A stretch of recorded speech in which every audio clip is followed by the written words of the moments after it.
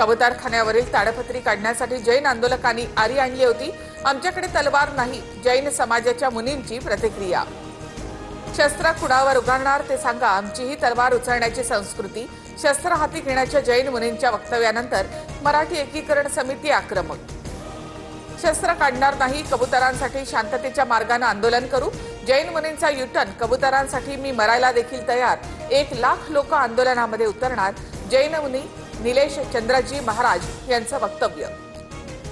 एकनाथ शिंदे यांना गांभीर्याने घेण्याची गरज नाही, कटकटी सुरूच राहणार असल्यामुळे दुर्लक्ष करा। दिल्लीमधून फडणवीसांना सूचना, खासदार संजय राऊत यांचा दावा। परळी बीडीच्या काही रहिवाशांना उद्या नवीन घरांची चावी मिळणार। मुख्यमंत्री फडणवीस, उपमुख्यमंत्री एकनाथ शिंदे आणि आदित्य ठाकरे एकाच मंचावर येण्याची शक्यता। उद्याच्या कार्यक्रमासाठी आदित्य ठाकरे यांना निमंत्रण, मात्र भाषणाची संधी नाही। चंद्रपूर जिल्ह्यामधील गुग्गुस गावामधील एकाच घरात 119 मतदारांची नोंद, मात्र प्रत्यक्षात त्या घरामध्ये 2च मतदार। जिल्हाधिकाऱ्यांकडून तपास सुरू।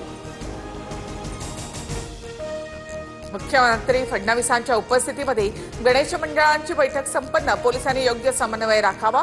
पुण्यामध्ये विसर्जन मिरवणुकांचं नीट नियोजन करा, मुख्यमंत्री फडणवीसांचे आदेश।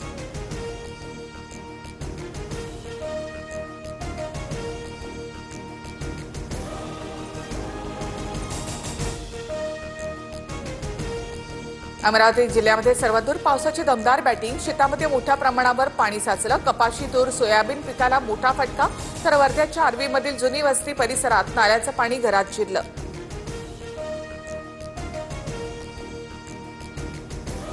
ओडिशाच्या पुरीमधील जगन्नाथ मंदिरावर दहशतवादी हल्ल्याची धमकी, पोलीस अलर्टवर। भाविकांमध्ये भीतीचं वातावरण, परिक्रमा मार्गातील एका मंदिरावर धमकीचा मजकूर आढळला।